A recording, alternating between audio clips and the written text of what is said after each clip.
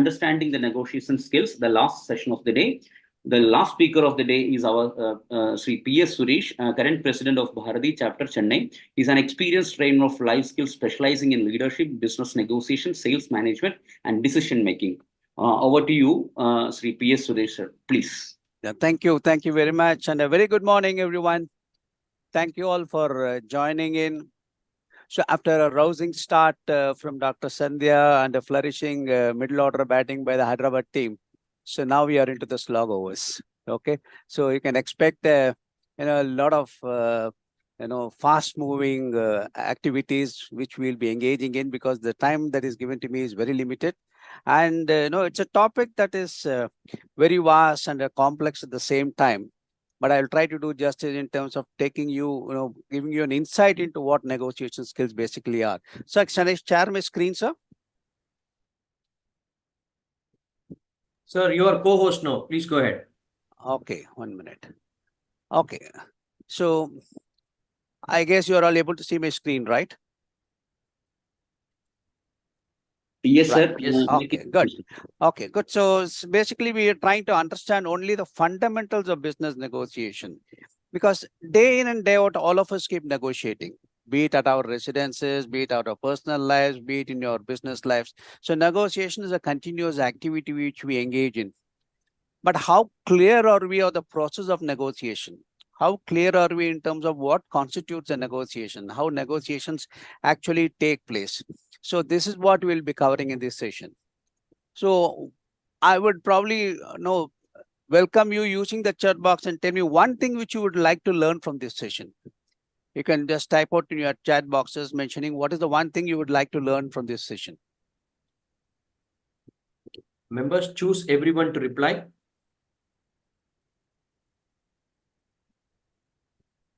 Okay. I'm not able to see the charts coming here. Sir, 1 minute. It is people typing deal making, purpose and benefits, how to close and conclude the deal. Am I doing it right? Difference between service LED and product LED negotiations, profitable negotiations to get business, how to get leads, how to negotiate better, win-win situation, how to get what you want, when to get out of the deal. Lot of things. That's important. Of course, many of these things we will definitely be in a position to look at it when you get into details. But all of these things, whatever that has come across, will have the same foundations when we look into, which is what we'll be looking into. So from a fundamental perspective of all these aspects, whatever in terms of whether it's a win-win deal or when to leave or when to close, we will try to see this. Now, the first thing is that I want you to tell me, why do we negotiate? Why negotiate in the first place? Why negotiations do take place? Any thoughts? You can type it out.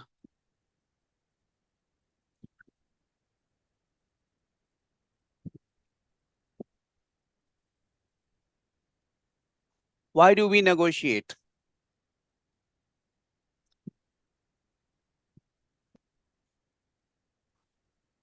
Okay, see, basically we talk about negotiation.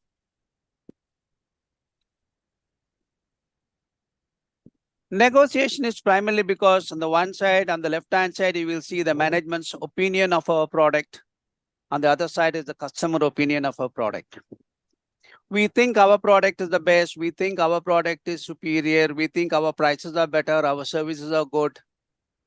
But when we go to a customer, the customer treats you with the same line as that of with others. They don't see much of differentiation, or at least they don't express that they see a difference in what they perceive you to be compared to the other competitors.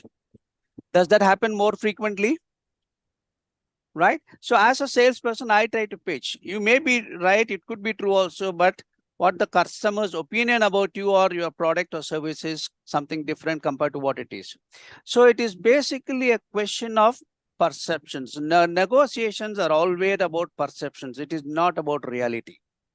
That is the first fundamental thing we need to understand. So it means we don't need to prove that we are right. We don't need to prove that my product is better. We don't need to prove that my service is better. What we need to do is that we only need to change the perception or create the perception in the minds of a customer that our products are good, our products are better, our services are better. So in essence, success in negotiation is about winning the battle of perception, not proving yourself right. Very often we tend to prove ourselves right. We tend to challenge, or probably we tend to get into a discussion wherein, we want to prove that ours is probably better than our competitors. Don't need to. You all need to, influence the customer to think in such a way that, okay, your products or your services are the same as what you say. So it is a clear question of perception. So never argue or never fight with a customer to prove you're right. That is something which, many of us, we try to do it in negotiations because we are so convinced that our product is good, our services are good, our prices are better. We try to engage in that sort of a discussion. So instead of trying to do that, all you need to do is just change the perception of the customer, the way you think it. Okay. Now, generally, how does it happen? So perception, the role of perception negotiation, what type of perceptions are there? One is that the person about our own self. Meaning, am I dealing with a customer who's going to be that much more, difficult to deal with or difficult to, influence with? So I have limited role to play. Probably they are more powerful. What type of perception I have about my own self? So am I thinking the right picture about myself, or am I having a perception which probably is not the right thing? So it is my perception which is important. My perception of the other party, how strong are they are, how good they are in negotiation, what sort of an organization I'm dealing with, what sort of a person with whom I'm engaging in. So this is again the perception of the other party and the other organization that will also make a difference in your approach. The third is the perception of the situation itself. For instance, if you're dealing with a customer who may probably not have an immediate requirement, but they're planning to buy a requirement. Planning to buy the product maybe in the next couple of months, for which they are engaging in a negotiation now. But you are thinking that they want it immediately. So you're trying to push for a closure immediately. The customer is not interested in closing for immediately because they are only looking at closing subsequently, maybe a month or so down the line. So you are understanding your perception of the situation. That is very, very important. And lastly, how do we manage all the... Yeah. Okay, and the last one is, how do you manage all these perceptions? So it is very, very important. You need to manage perceptions in negotiation, not realities. Because the realities you and I understand. But are we going to go by only the reality and then accept the reality as it is? We are still going to try and get the best out of the situation, right? So obviously it is the perception you need to deal with. It is the perception you need to work with when you start working with customers. Now, let me give you an example. Okay, before that, what is the definition of negotiations, basically? So it is a process of convergence of divergent positions through discussions and trading of concessions, leading to an agreement. Now, this is a very practical definition of a negotiation. Okay, so again, let me repeat, it's a process of convergence of divergent positions. So the buyer has a position, the seller has a position, these two are divergent.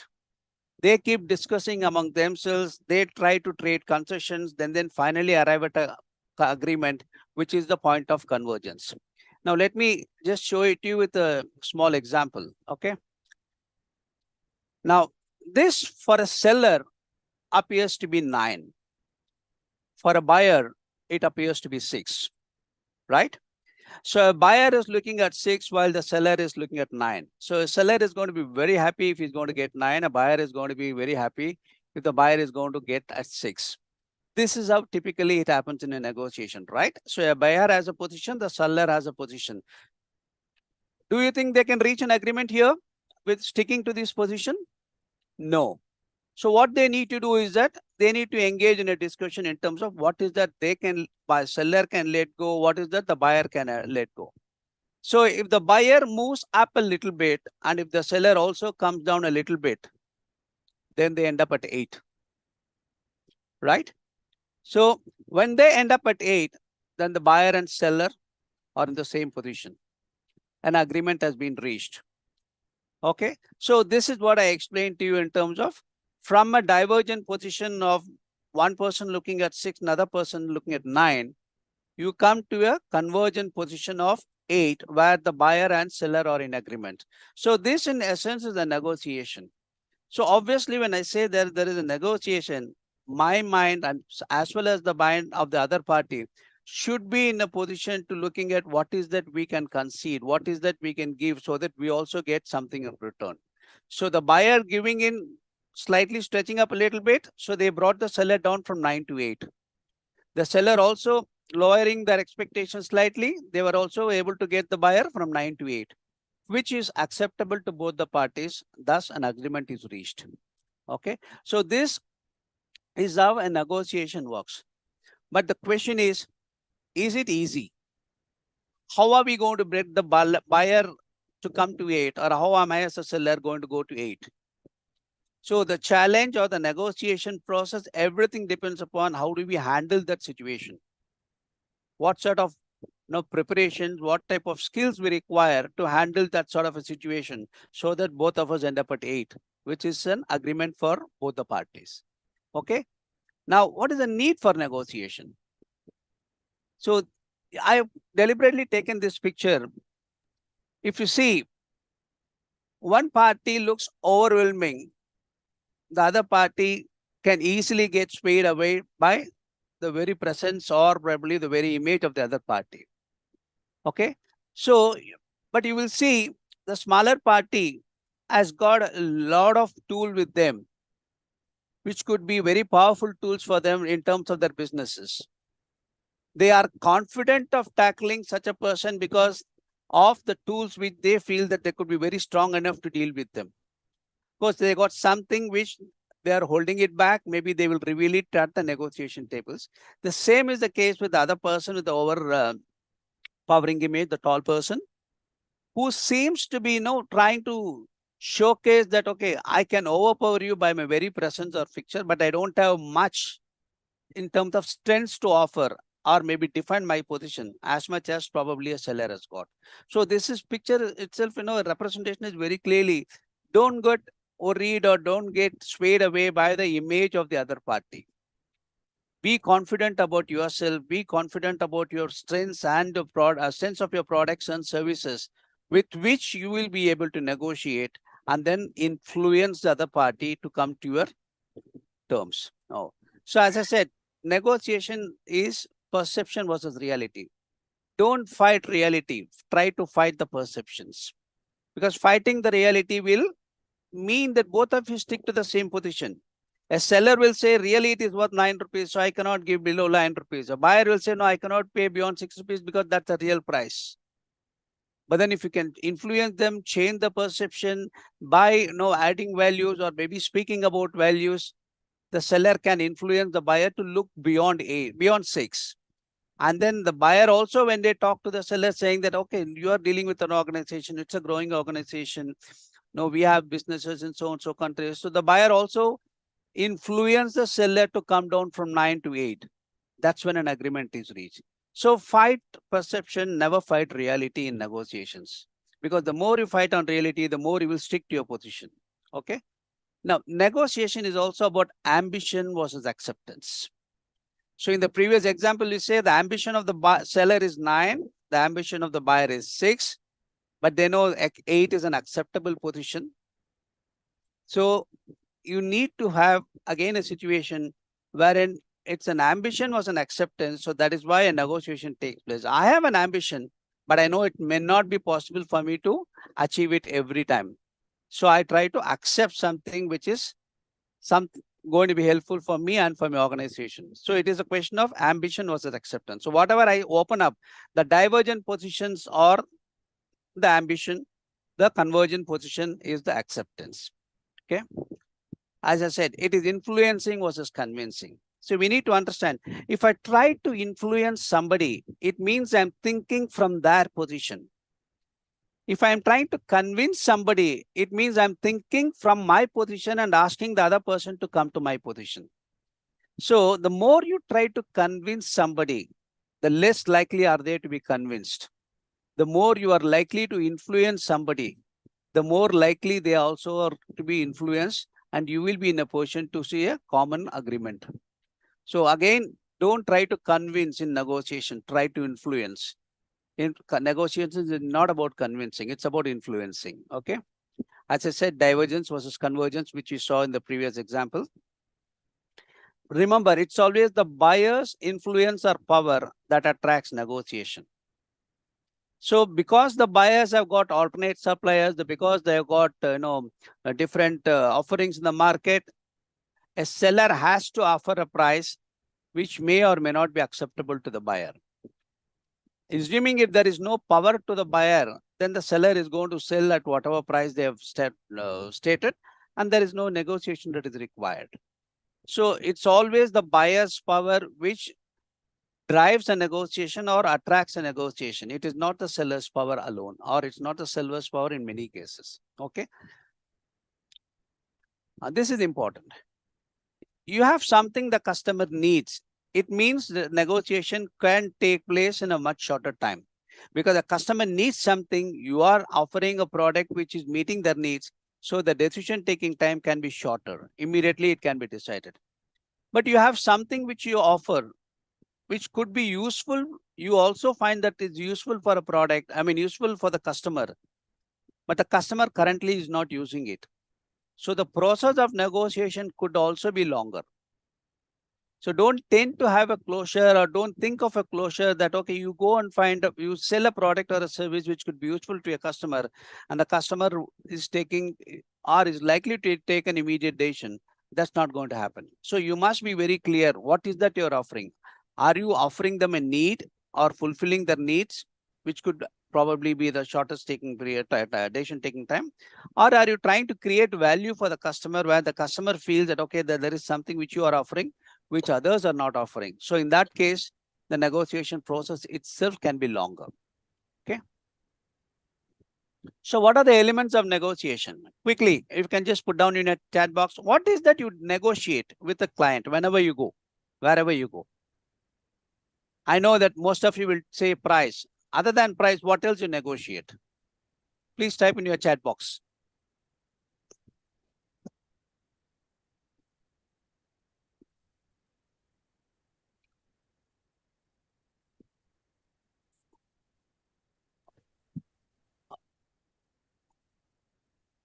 Okay. How much negotiate? I think, is there anything else? Delivery completion, quality of service. Okay. Competition, warranty. Okay, fine. Payment schedule. Right. Many of these things are applicable. But okay. Please mute. So most of us, what we tend to do is that when you talk about negotiation, we think it's all about price. Price is, I'll tell you, only one of the elements. And if you find a good negotiator, a person who negotiates well, who prepares well, who understands negotiations well, normally you will see them keeping price as the last option. They will never discuss price upfront. They will discuss other things upfront. So when you talk about there are two elements of negotiation. One is that what do you that you negotiate? And the next one is that how do you negotiate? Okay. So if you talk about it in the elements of negotiation, you will have quality, you will have specifications, quantity, payment, delivery, contract terms, warranty, as somebody said, price. This can keep on going. You can add on to this depending upon the segment you are in. It is just only an indicative in terms of what are the things that can go into negotiations. So you have all these things first, and then how do you negotiate is the process. Where do we sit and negotiate? Who all should participate? What should be the agenda? What type of medium we try to negotiate? It is in person, or it over a Zoom, or is it this thing television calls, whatever it is. Okay. And then what type of approvals is required? What is the time scale by which you conclude the negotiation? All these things, something which is part of how do you do the negotiation. So both these things are extremely important. You need to define these things even before you sit for the negotiation. Now, one trick which normally, you should be doing it both from a buyer as well as from a seller is, what do you negotiate? In that, you try to put in things which are very easy for you to give a concession, because it will help you, because when you give a concession to somebody, you also expect a concession in return. Okay. For instance, if as a buyer, if you think that your payment systems are so very strong, okay, even if the customer demands an immediate payment, you are able to give, okay, you can always put payment as one area where you want to negotiate. So the client may ask you for, supplier may ask you for a 30 days or a 60 days payment. You may not be able to give it on the spot at that time, but you know you can do it provided they get something in return. So you can always tell them it is not possible, but we can discuss that. Probably if there is additional benefits we are going to get from you. So what is comfortable for you? What is agreeable for you?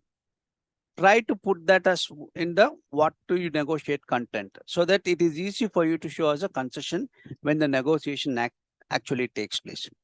And more importantly, when we come to how do we, subsequent things, we'll talk about it. How do we really do the negotiation? Then in terms of location, which location is preferable, the buyer's location, the seller's location, because the location also has got certain advantages. It may also have certain disadvantages accordingly. Who are the participants? Should it be the, the project people? Should it be the R&D head? Should it be the quality head, or only the purchase head? It's all things which you feel, is going to create that much of winnability for each of the participants or for each of the clients. Accordingly, you try to create your own participant list and the agenda also. Okay, so these two factors you need to consider when you prepare yourself for the negotiation. Very important. 5 more minutes to go, sir. 5 more minutes, sir? Only 5 minutes? Okay. No, we'll have questions after that. Questions Yeah, are okay. Okay, then I'll try. So basically, there are two broad approaches. One, we call it as a collaborative approach, which is a win-win approach where both parties gain. It is again the power balance, the power of the buyer and the power of the seller normally or the equal here. So you enter into a collaborative approach. We'll see in the next slide as to what it is. This builds relationship. The more we are in a position to have a win-win situation for both, we build up relationship. Then we also create mutual understanding and cooperation. So very important. In a competing approach where they call it as a win-lose approach, one party loses, one party wins. So you try to be more aggressive instead of being assertive. That is also in your communications, in your approach. The concentration of power is on the one side, either with the buyer or with the seller.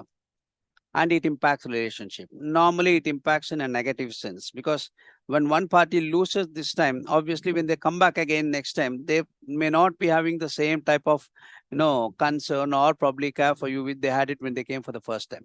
Now, to understand this better, this is known as the Thomas Kilmann negotiating styles. What are the type of negotiating styles you can have? See, when you talk about negotiation, there are two parameters which are important. One is that how cooperative the parties are and how assertive the parties are.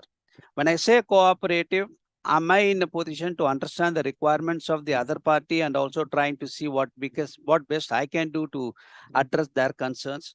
When I say assertiveness, am I pushing my case in terms of trying to see my requirements are understood and met by the client to the best possible extent? So that is how we talk about assertiveness and cooperativeness. So if you look at it, if you have a very low cooperativeness and a low assertiveness, generally people try to avoid the negotiation itself. But people were highly cooperative and then very less assertive, meaning I'm willing to support, I'm willing to accommodate your request, but I'm not stressing my request. I'm not pushing my case. I try to accommodate more. I'm not really pushing my case. So if I'm highly cooperative, I'm also highly assertive, then I'm collaborating. Okay, so meaning I'm considering your requirements, I'm also taking care of your challenges. At the same time, I'm also pushing my case. So this is the collaborative type of style. Competing style, which normally I don't call it as a negotiation style at all, is sort of my way or the sort of a highway. My assertiveness is very high, but my cooperation is very low. Meaning I'm caring for myself. I don't care about your concerns. Now, when do people take this approach? People, they take this approach when the powers are completely lopsided on one side. Like, for instance, if you are one of the suppliers of a product where there are umpteen number of suppliers, then the buyer has got an upper hand. So a buyer can take this position. They may not look into relationship. They say, okay, I know if you're not there, there are 10 other suppliers I can buy from. Mostly commodity type of products they will be coming in. Technological type of products, they would prefer to do a collaborating type of approach.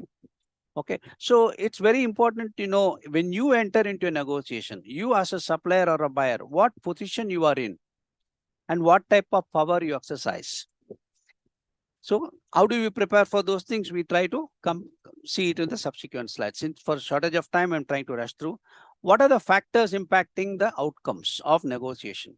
Very important. Negotiation is a process, not an event. Please understand it. Negotiation is not that you go today, spend an hour or half an hour, you end up with an outcome. No, it's not possible. You will have to clearly understand it. It has got 4 phases basically. One is an opening phase.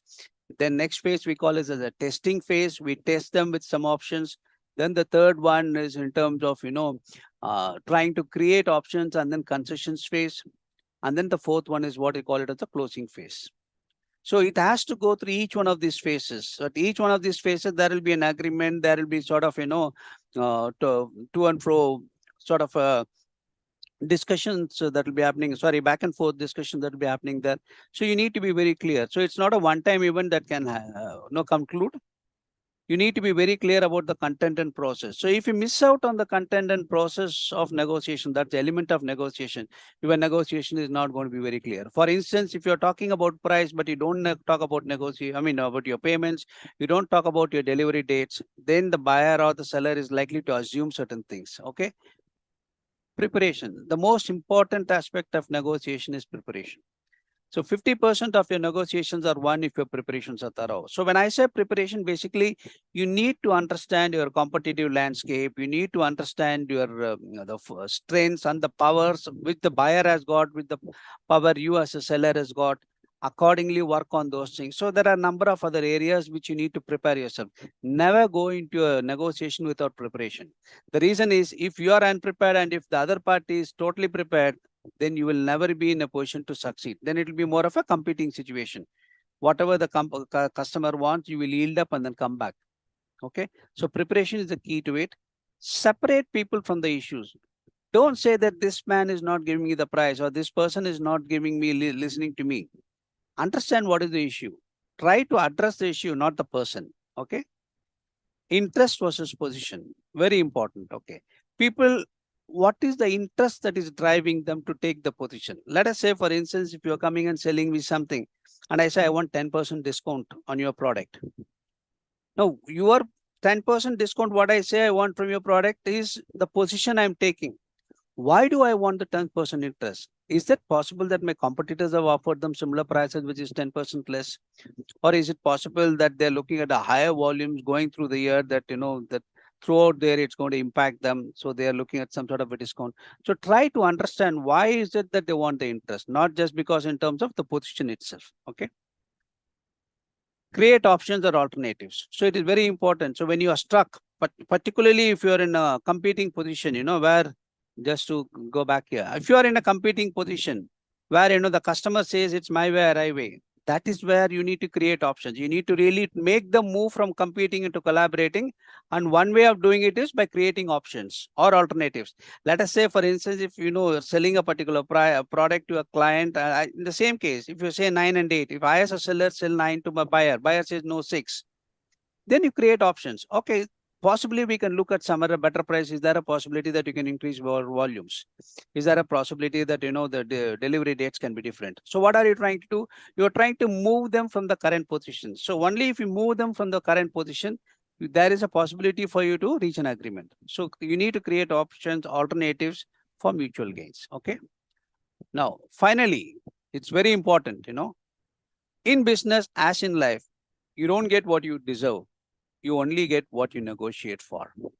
Okay. So thank you very much. Thanks for the time. Thanks for the opportunity. I know I've been a pretty fast here because of the shortage of time. I'm open to your questions now. Thank you. Thank you. Thank you, P.S. Suresh. It's a wonderful session, negotiation session. So it's time for a question and answer session. We have only 3 minutes left. So please make your question short. Others, please unmute yourself. Good morning, Suresh. Pawan Kumar here. Yes, Pawan Kumar. Yeah, instead of 8, even if it is 7.5, also should be a good negotiation. Absolutely. Any figure between 6 and 9 is a negotiated figure. It cannot be 6 or 9. then there is no negotiation. It's only, a sort of an autocratic position. Anything, I took it only 8 because it is easy to understand. You just, from 6, you slightly move up, and from 9, you slightly come down. So it's easy for people to understand the number. That's why I chose 8. Any number between 6 and 9 is definitely a negotiated number. Yeah. Mr. Suresh, very good morning. My name is Ravikumar Popuri from Purnapurna chapter. Yes, sir. Can you please explain when do you think is the right time to pull out from a negotiation when things are not going in anything that we planned for, or when it is totally on the customer favor and not beneficial to the business? How important is that decision to pull out and, quit from the negotiation? Okay. See, there are, probably you must have heard this terminology, but probably you may not have gone into it. There is one thing in negotiation, we call it as a BATNA, B-A-T-N-A. That is a better alternative to a negotiated agreement. Okay. If you have a BATNA which is strong enough, good enough, then you always can walk out of the negotiation if you feel that your BATNA is better than this negotiation, right?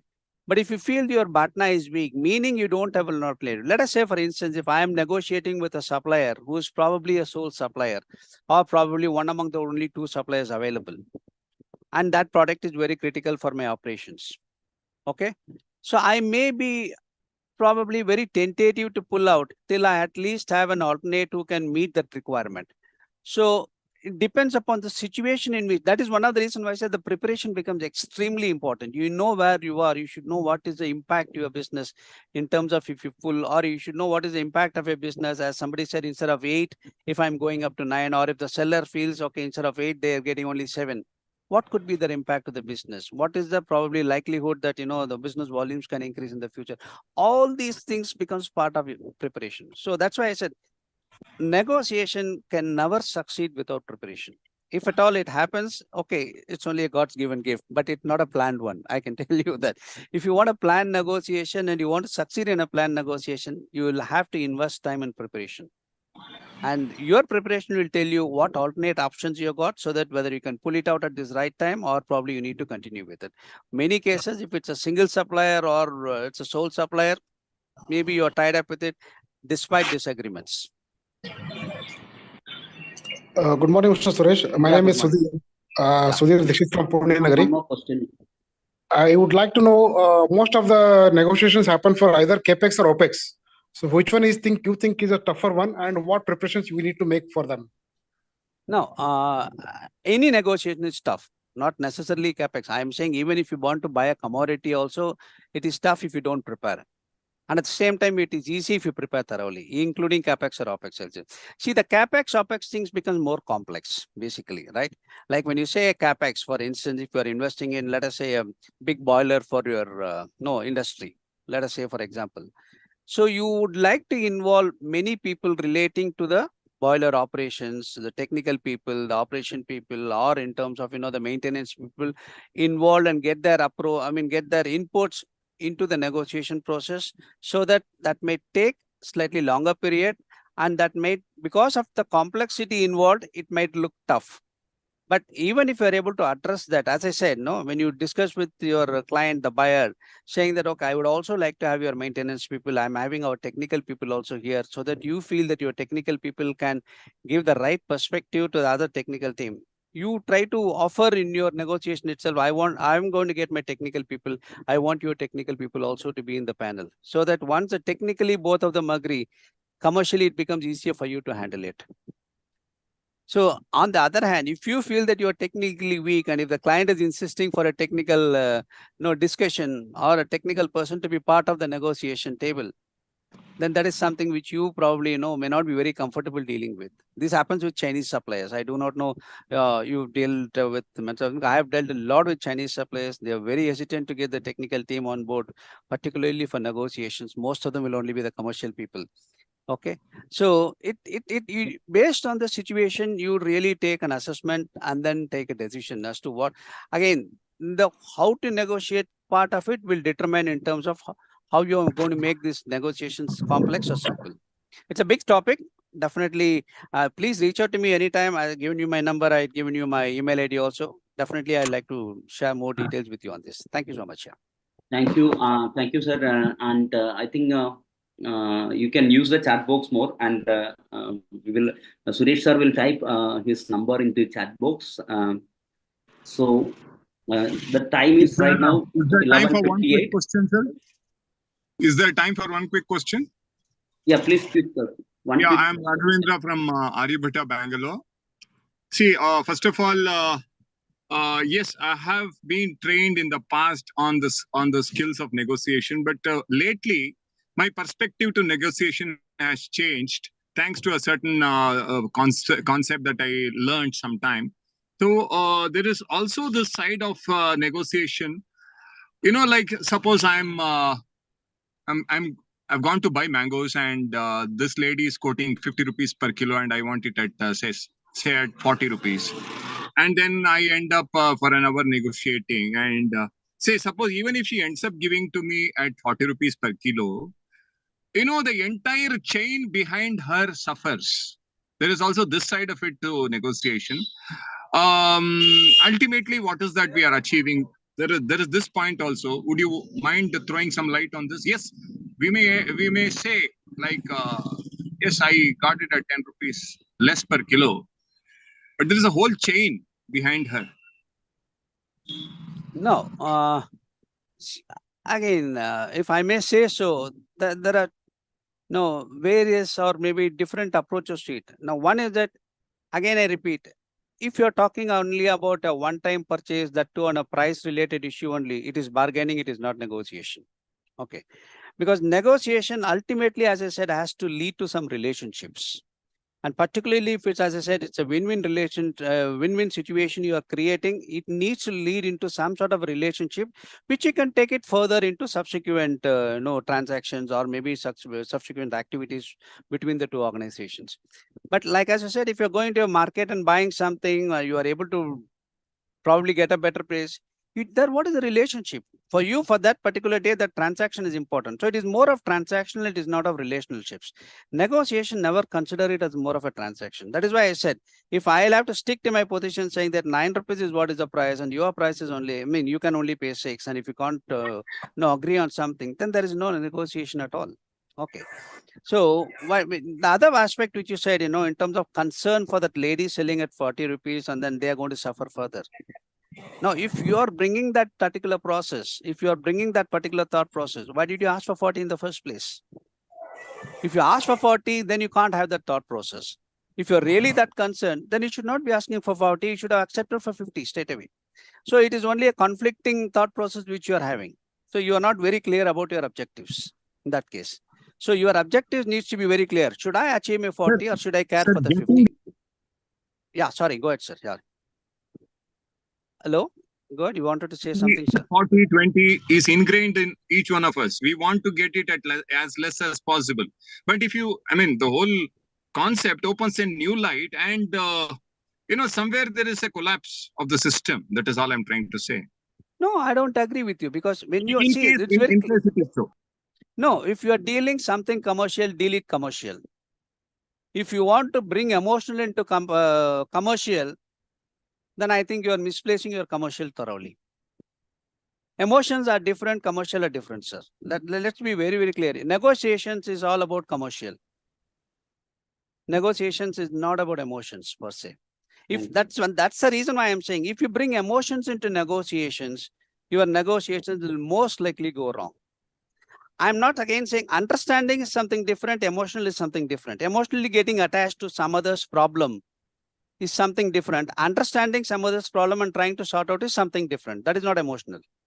Negotiations, you try to understand others' problem, you try to help them out, you try to overcome that, maybe work together and then find a solution. That's how negotiation. But in this case, what you're saying, a mango lady, you're selling it, you know that they're going to suffer, so you don't want to make them suffer. You feel bad that you have negotiated at a different price. That's not negotiation. That's not commercial. That's the difference I wanted to bring in. Yeah. Can I add? I'm Shailesh from Parshurama. See, many times in this negotiation, what happens is either party, either seller or buyer, will feel that he has compromised. So every negotiation cannot land up in win-win situation. Agreed. 100% agreed. 100% agreed. I don't say that's one of the reasons. If you saw that there was a compromising, also I put it in that box, the Thomas Kilman method. When I say compromising, what the reason is, the compromising can happen because of time, the the urgency of the requirement. The compromise can also happen because you don't have an alternate supplier at that particular situation. So it could be many factors that could contribute to the compromise. Or maybe a compromise can happen even from the seller side when they come and sell you on the last day of the month where they need to meet the targets. Okay, they know pretty well. Okay, seller, that could be possible. Instead of getting 8, they may even come and sell at 7. Okay, because that's the last date, they need to complete the target. Probably, yes, they will make the compromises better. So compromises invariably happens. As you rightly said, many negotiations end up with compromising than with win-win situations. Thank you so much. The time is up right now. So if anything to ask, please. Sir, one thing can I ask? Yeah, I'm open. As long as Vinish allows it, I'm open. Anand, And I can also, do the closing prayer. We'll do the closing prayer and keep the chat open for 10 or 15 more minutes and then we close. Because a lot of them will be waiting to close. We understand, the discussion with Sir Suresh is going. Let Vinish close the forum. People who want to leave after closing, let them leave. People, 10 more minutes, we'll keep it open for questions. Please, yes. Before that, thank you so much, Shri Suresh sir. It was a wonderful and very informative session. And my pleasure, sir. My pleasure. Sir. Thank you. I'm just before closing our prayer, I'm just doing the vote of thanks for. Thank you very much, everyone, for attending this informative session, and I hope this will help us to streamline our business approaches. And also a special thanks to Shri Venkat sir, President Prithvi Chapter Chennai. He is the master brain for all the tech support to conduct these MARGA sessions. And thank you, Venkat sir, wonderful support. And today's speakers, Sandhya ma'am and Sridhar Kulkarni and Suresh sir, thank you once again. So we are moving to the closing prayer. Everyone, please. Sure. Om Purnamada Purnamidam Purnah Purnamudachyate Purnasya Purnamadaya Purnamevavashishyate Om Shanti. Once again, thank you all. Have a wonderful Sunday, and you can open the network. We will close within right now 12:05, 12:15. We will close. Please do the networking sessions, and thank you for joining all. No, thank you all, and I would like to tell the gathering here that I'm energetic today because I had my idli with the malaga pudi of Vinish. Okay, me and my family are addicted to his malaga pudi. Okay, so I'm quite energetic today because of it. Yeah, go ahead. Yeah. Thank Those you, of you who are not tasted it, please taste it. It is very good. Yeah. Suresh sir. Yeah, go ahead, sir. Yeah.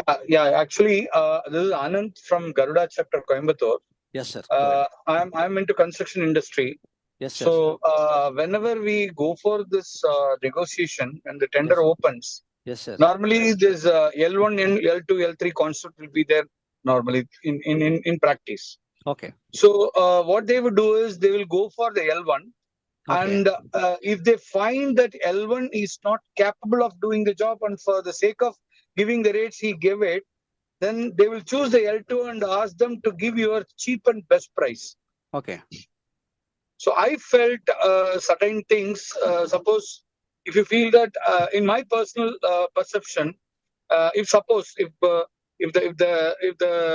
client understood that cheap never be the best and best you will never get for the cheap. So in that context, how a contractor should handle the situation, that guidance I need from you, sir. Okay. I have worked with a couple of building contractors, also worked with them for the negotiation skills, like companies like Popular Foundation and even Harmony Homes or Ramki also. See, the thing is that when you enter into negotiation, as I said, again, the preparation matters. What sort of a mindset you enter in? See, there are certain situations, if you feel that you are an organization which stands for what you say in terms of quality or in terms of service or in terms of, customer excellence, and you are confident about what you're doing it, that is where you need to influence. So whether, as you rightly said, if an L1 player has given you a price which is lower, which you cannot meet, it means they are compromising on something which you can meet and they can't meet, right? So if what they can't meet and you are able to meet, it means it is going to cost additional amount. It's not possible in the same amount. So that is where your first starting point is going to be. So the reason why you're calling us to discuss is because somebody else has not, let us say for instance, simply they want X specifications and the L1 is offered X minus specifications, whereas you can offer X specification, the same specification as the client wants. So if they're going to compare with somebody who's not meeting the specification, then it would be unfair for them to compare. So that is one statement you need to make it very strongly. So you need to stick on to basically your strengths, your value addition, which you are creating for the organization with which we are engaging with, and then try to convey that. Number one. Second possibility could also be there if you feel that the client with whom the builder with whom you are negotiating with is so very important, can add value to you as an organization, that you're looking for an entry by which you probably feel that could be more references coming you. It may even make sense for you to bend down and then probably go down to a lower price at a lower margin and still make an entry there and then get your foothold into that particular organization and develop yourself in another organization. So both extremes are available. It depends on the situation in which you are in. How important is the client to you, or how important the client feels you are important to their business. So both things will have to be taken into consideration. Okay, that's the reason why I still keep repeating, price alone is not the only criteria. It could be important in some criteria, I don't deny it. When you're dealing with a very big volume of business, wherein a small margin of price adjustments here can give you an entry and then you can do that. That's possible sometimes. But let us not assume that price alone makes a difference every time. Because if you look at it, even in our own personal behavior, let us be honest, how many situations we give price the topmost importance, or how many purchases we do only based on prices. So why does it have to change when you go into a commercial activity? So a buyer is going to always look at you in terms of what is the total basket of values they get. And once they are convinced about that, once they feel that, okay, the value of business, what you value basket, what you are proposing and what they get is the same, obviously their thinking is also likely to change. So two options. One is that push your case strongly, saying that you can't compare myself with that of somebody who is not meeting my specifications or your requirement. That is why you're here. So it's going to cost you higher. So you're trying to tell them that it's going to be more than L1. It is not going to be L1. And second thing, despite that, if you feel that the client is important, you can bend backwards also. Yeah. Or anything what you said is it is between L1 and L2. That's right. Correct. That's what I'm trying to say. Depends upon how you feel the client is important. If you feel that L2 is what they want, it cannot be between L1 and L2, you can stick to your position. Depends on that. Depends on how important the client is for you. Okay. So that means it will be a case-to-case. It will get vary. Even though it's a win-win situation, every case is different. There will be a Absolutely. Every single negotiation is different. Every single negotiation. Even with the same client, you negotiate one business today and you are negotiating another business after 3 months. Both the situations are not same. It can be different. I understood. Yeah. Thank you, sir. Thanks for that. My pleasure. My pleasure, sir. Thank you. Okay. If there are no questions, then we can close. Shall we close? We close. Yeah. Thank you all. Thank you so much for the opportunity, Vinesh and Dr. Sandhya. Thank you all for participating. As I said, please reach out to me on my private number or on my email if you want to know further or if you have any other questions. So I think Manjunath Rao wants one final question.